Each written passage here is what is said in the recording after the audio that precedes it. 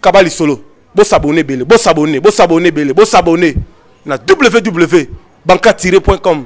Ah, kolingano ko sanga ngote. Boya belé, bo s'abonner belé. Bo s'abonner belé. Yep ça voisine na yo. Yep ça voisin na yo. Hein? Kabali Solo na limwe. Merci beaucoup na bande ko balandi bomoni biso no tambo lelo pour ko tsala ba miko balader ko solo na ba mboka. Oui ben inter mboka ko kendeni parce que on a vu 3 jours c'est à vie morte peut tomoni ba rassemblement après ça que message c'est des mots de respecter. On va en parler de ça tout à l'heure. On va parler sur le tournée. Il y a Vitarich au niveau de la province parce qu'on a vu bande ko na biso il y a majorité ça il y a rassemblement parce qu'on voit que la jeton qui caméra nga zonga sur rassemblement boy il y a on te ko luka l'avoir autorisé à INC à expliquer biso point de vue les amis peut conclave na bango ya INC ko sala ma colonie mona mboka papier okata mbote mbote mingi de kopatio alors vous avez la émission na niveau ya poto après la présentation na kili 24 mais ko sala mo ke ta mboka yo kende na mboka ndenge oza komona wana tozokende na blocage dans quel sens bino moko boyebi après élection chaotique il y a 2011 et gouvernement en place pouvoir ya monsieur Kabila batiaki déjà ba stratégie na bango nyonso de façon qu'il y aurait plus des élections et qui a demeuré éternellement au pouvoir. C'était par rapport à bandaki na ballon d'essai au Bocha Basalaki il y a livre na komaki la modification constitutionnelle ou l'inanition de la nation, c'est-à-dire ceux qui modifier la constitution, mboke kokufa. Tout le monde, tout le monde, makambo belé, to vivre qui na, toza ko continuer ko vivre. Si to comme na niveau ya ba insécurité artificielle, montée de toutes pièces, ba fongoli ba prison, ba latisi ba na mort habité ndia rouge, ba bengi bango bato ya monantsemi. Alors tout ça est allé pour décréter état d'urgence pour vivre qu'il n'y ait pas les élections. On revient sur l'actualité du jour. Il y a la population, voilà les 3 jours, na banda. Lundi, il y a une marche. Mardi, tout le monde a qui va faire la banda pour circulation un peu timide. Aujourd'hui, mercredi, on voit un peu timide encore. Les gens, on va se prendre même dans Goma, Bukavu, partout dans Kisangani, on va se plaindre 2 jours en Zala, 3 jours en Zala, selon. Mais il y a un lobby qui est une stratégie mise en place pour la routine du peuple à Tomboka. Bon, moi, les fonctionnaires, ils signé un accord dans le gouvernement de façon que tout est longué dans 92 bango. Si et mois de juillet, na 142.5. Ils ont signé les accords pour ne pas les payer de façon que Etienne Dabango na soulèvement. Tant que Etienne Dabango na soulèvement, bako sangana na bana muga au balati bitenda rouge, au bozo benga bango mwanasem, de façon que tant que sala bango ba décréter état d'urgence. État d'urgence c'est l'unique constitution ko et que Kabila a demeuré dans le pouvoir. Tous ces alliés manœuvres, c'est-à-dire la souffrance ils allaient voulu par la majorité pour pousser le peuple aux révoltes. Maintenant, il y a INC, vous allez cadre dans INC. Tout le monde a fait la caméra dans la tournée aussi à la province. Est-ce qu'ils allaient qui dans compte il y a la candidat dans ou bien qu'il y a un électeur qui est en 2011. Non, ce n'est même pas tout ça. Ezalaki aotaki kosa la fille documentaire sur le tribunal de la paix. De balaki saki ndenge nini oyo richesse na biso, ezali polluer na gouvernement en place, bazu ba pesi yango ba paya, na ndenge nini baza ko boma ba peuple congolais par la complicité ya même gouvernement, de basalaki documentaire wana ba bengi yango tribunal de la paix, comme salemaki na ba côté ya ba est. Voilà pourquoi akendaki samedi akendaki semaine passée pour projeter film yango oyo mardi sikoyo ba projetaki yango na Suisse avant ba tia yango na disposition ba union donc akendaki pour na documentaire wana il y a tribunal de la paix oyo ezali basé sur c'est-à-dire exploitation et richesse na biso na ndenge baza ko boma ba congolais sous la complicité du gouvernement en place. Ndeko au 14 ans na yo. Dernièrement, tout ça, nous avons une émission, on a l'État mouillé. Mais après, dans l'État mouillé, INC, va partager le pouvoir. On a vu les votes de partis, ils ont contacté la majorité. Et on aurait pu faire la télévision. Non. Pour interpréter ma campagne, l'INC est dans la carte de la majorité. Kabila a fait ses 5 ans avec sa majorité. On est allé par rapport à l'accord signé le 31 décembre, mais ça bénéficie toujours à M. Kabila. Alors ne vous en faites pas d'ici là, tout ça, vous avez des décisions grave. Pour quand même que beaucoup dans les jours à venir. Donc ils allaient que le gouvernement y a pas accord. Tant que tout ça le gouvernement voilà, tout ça qui budget certes. Mais les accords ne sont plus respectés. Alors on ne doit plus continuer à demeurer là où les accords ne sont plus respectés. Donc c'est un peu ça. Alors, Bolandi, mon amboka au Kata Nengalobi, ça veut dire que combat na yo continue toujours dans l'état moyen. Ben, attends la lobby l'état moyenité, tout ce que les peuples sont en train de vivre, est-ce que moyenité qui wana? Est-ce que Vital Kamel, pourquoi on a refusé Vital Kamel au sein rassemblement? Non, on ne l'a pas refusé au sein rassemblement. C'est-à-dire quoi? Le 31 décembre, tant que tu signes l'accord na Senko, tu lobby boye, rassemblement siège du président de la République. Vu poids ya Papa Tshisekedi, le deuxième na course Ngoy Mulunda, paie 43 députés nationaux. Nous avons bango na législature où il y a le mandat. Donc par rapport à on a réservé là que poste on a président rassemblement.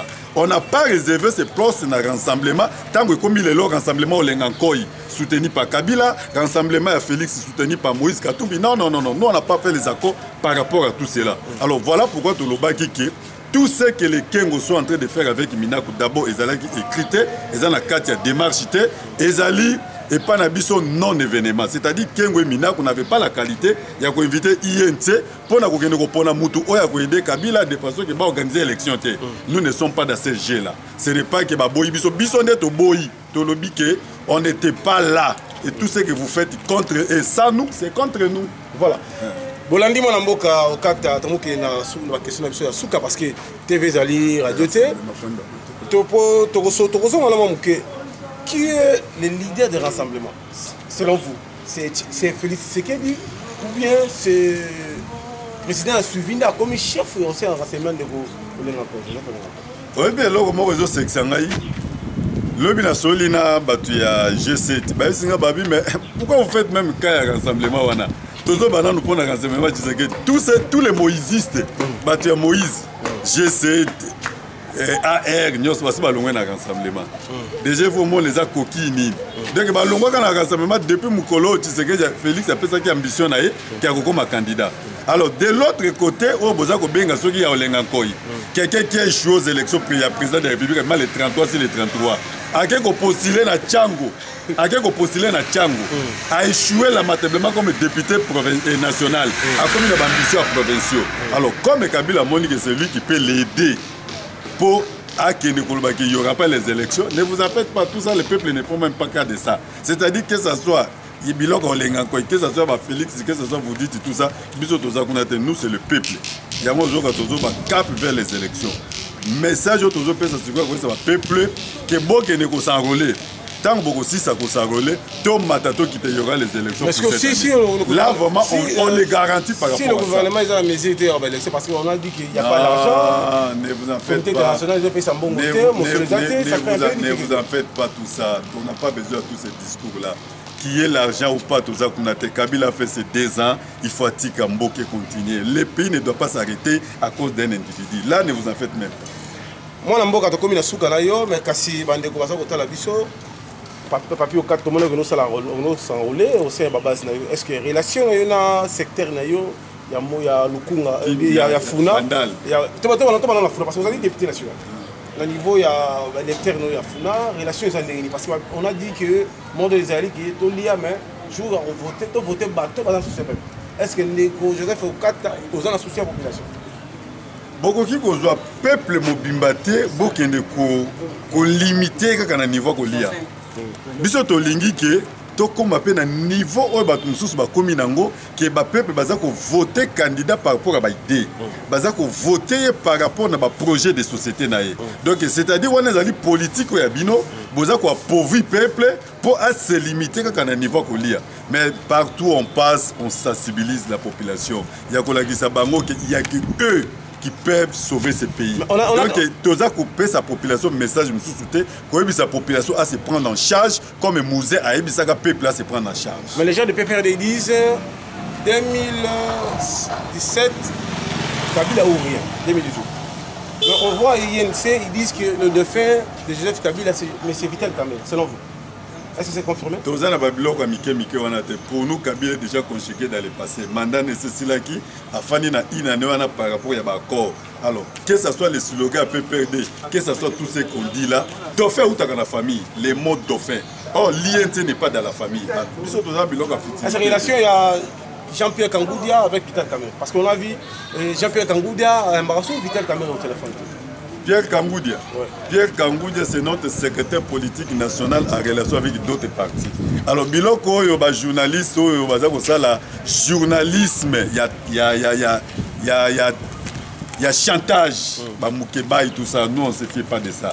Donc c'est notre secrétaire politique national. Jusque là, Azana Kati a parti bel et bien. Et une fois que tu es parti, on va respecter le président parti. Message à Ndeko Basile, on a eu au monde. Là c'est un peu. Là c'est un peu. Dans le côté de on a été complet Basile, na bateau balataka muniere pour que mettre Tshisekedi comme ça on a parlé du peuple. Là c'est un peu. Voilà. Alors message Nina Bandeko tu batali biso parti face au monde entier. Mon avis de combattant, combat va complet toujours selon vous. Na koyeb ça va combattre eloko moko constant na salaka na ba chaîne nyoso nazo leka nazo lobelango. Moi aussi j'étais à l'étranger comme je fais 10 ans place au bango bazali. Na comprenant que pour sauver ton pays pour na kubunda pour na mboke faut zonga sur place. Alors nazaki na image moko na tiaki o eza ko pesa nga mawati sikoyo. Mukolo un certain musicien ngaki abeta na poto na moni koma ba inondaki yango et c'était le même jour au nanga na ba chaîne kaka ya poto à l'équipe pour défier le monde entier alors qu'il y aura pas les élections. Moi j'attendais les réactions par rapport à ça que ba qui n'est pas nanga ba bloquer kuna. Mais nanga était calme dans des chaînes internationaux, il parlait tout ce qu'il devait dire mais Oleba s'intéresser na muto qui ko défier mboka na côté au bango bazali bango ko landa makambo a futilité na ko expliquer bango boy la prison au bango ba boy biso toza ko vivre la mort au bango ba kimi biso toza ko subir yango alors et ba changer façon na bango ko samaka voilà Bolandi mon mboka José Okata je lui ai invité émission banca et rotala yo na aussi ba base na nazaka dispo. Alors, chers amis, comprenez que c'était le chef coutumier Pachorifi au caméra, au micro. Au caméra, c'était Yannick Stopira. Merci beaucoup à Maman Angèle Moulanga. Merci à Dominique Bilonda, à Washington, à Otalabiso. Merci beaucoup à Mathéo, fidèle à Kin 24. Tous on dans la plateau. TV comme elle est. Tala Kabali Solo. Bon s'abonner, Bélé. Bon s'abonner, bon s'abonner, Bélé. Bon s'abonner. Na www.banca-.com. Ah, Kolingano Gosangangote. Boya Bélé, bon s'abonner, Bélé. Bon s'abonner et belé. Il y a sa voisine, il y a sa voisine. Hein? Kabali Solo. Na limwe.